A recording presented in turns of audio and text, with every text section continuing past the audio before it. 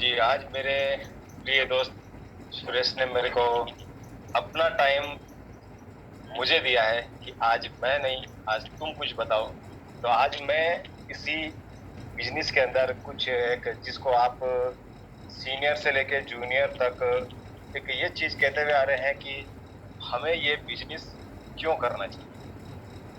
Network business है या भला ही कोई-सा भी बिज़नेस, जब तक आप उस बिज़नेस में क्यों, व्हाई यानी क्यों को आप जब तक नहीं ढूँढते हैं, क्लियर नहीं करते हैं, तब तक आप उस बिज़नेस को या किसी भी बिज़नेस को आप नहीं कर सकते। उसमें आपका क्यों किस लिए क्लियर करते हैं, तो सबसे पहला जो सवाल आता है कि हम ये बिज़नेस क्यों करें? हमें ये क्यों करना चाहिए? तो उसका सबसे पहला जो सवाल है उसमें ये आता है कि हर एक बंदा उस बिज़नेस को इसलिए करना चाहता है सक्सेस होने के लिए। में पहला जो आता है सक्सेस, कि मुझे सक्सेस होना है। दूसरी चीज़, नेटवर्क बिज़नेस एक ऐसा प्लेटफ़ॉर्म है, जहाँ पे आपको 5 चीज़ मिलती है और उन 5 चीज़ों में शायद ही आप किसी जॉब में या और किसी बिज़नेस में आप ये चीज़ नहीं कर सकते।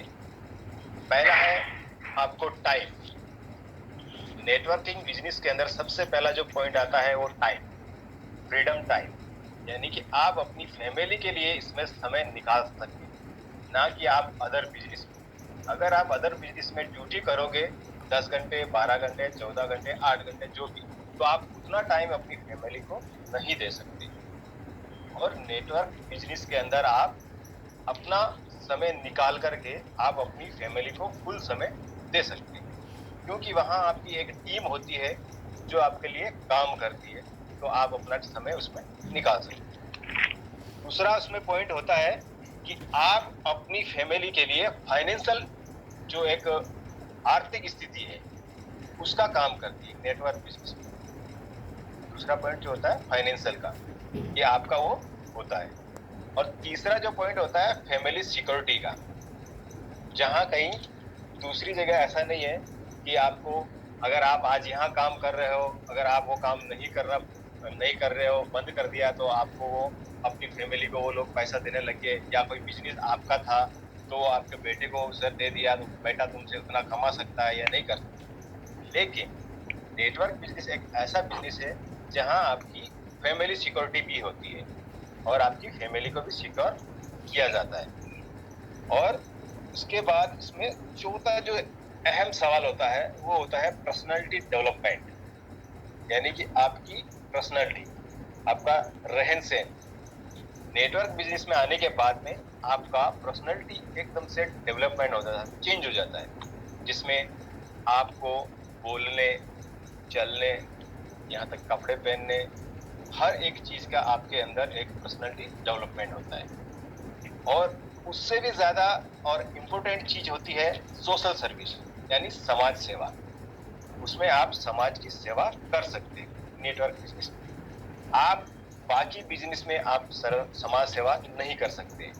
यहाँ तक कि समाज की तो दूर की बात है, आप अपने रिश्ते नातेदार को भी उसमें जॉब नहीं दिलवा सकते कि भैया ठीक है, मैं इस कंपनी में हूँ, तो इस पोस्ट पे तेरे को भी जॉइन करवा दूँ। ये चीज़ वहाँ आप नहीं कर सकते, क्योंकि आप वहाँ आप अपनी पोजीशन का ध्यान रखेंगे, कहीं ऐसा ना हो कि इसकी वजह से मेरी पोजीशन चली जाए। लेकिन नेटवर्क बिज़नेस एक ऐसा प्लेटफ़ॉर्म है, जहाँ पे आप समाज के लिए सेवा कर सकते हैं। दूसरों के लिए भी आप ये मौके क्रिएट कर सकते हैं।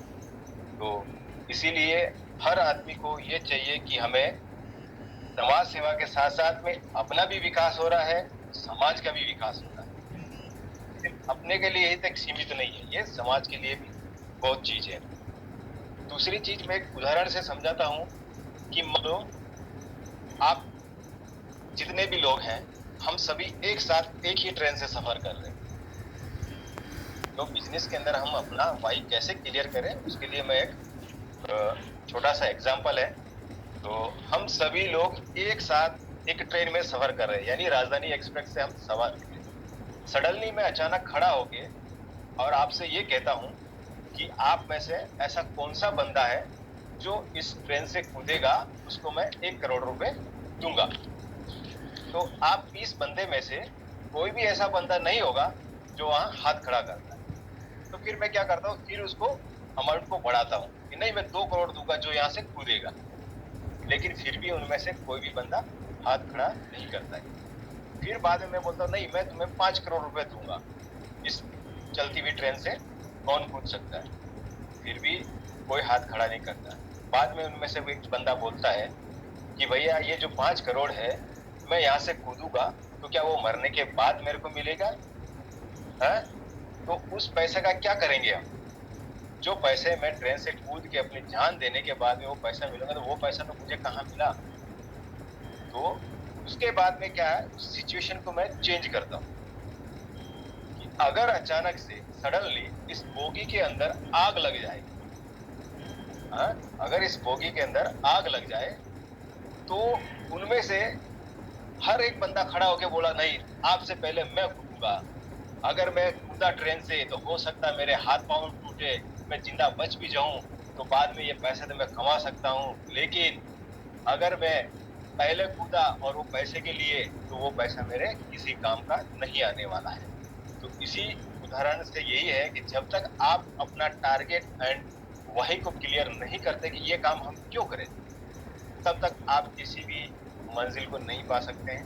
तो मेरी एक यही विनती है, आप किसी भी काम को करो तो आप में सबसे पहले ये चीज होनी चाहिए कि हम इस काम को कर रहे हैं तो क्यों कर रहे हैं। जब आप उस क्यों का आपको पता लग जाएगा ना तो ऑटोमेटिकली आपके दिमाग से सारी चीजें निकल जाएगी, आपका फोकस उस पर चला जाएगा और आप अपने जहां पहुंचना है आप वहां पहुंच के रहेंगे। तो बस इतना ही कह के मैं अपने सभी साथियों को बहुत बहुत धन्यवाद, नमस्कार, जय हिंद, जय भारत।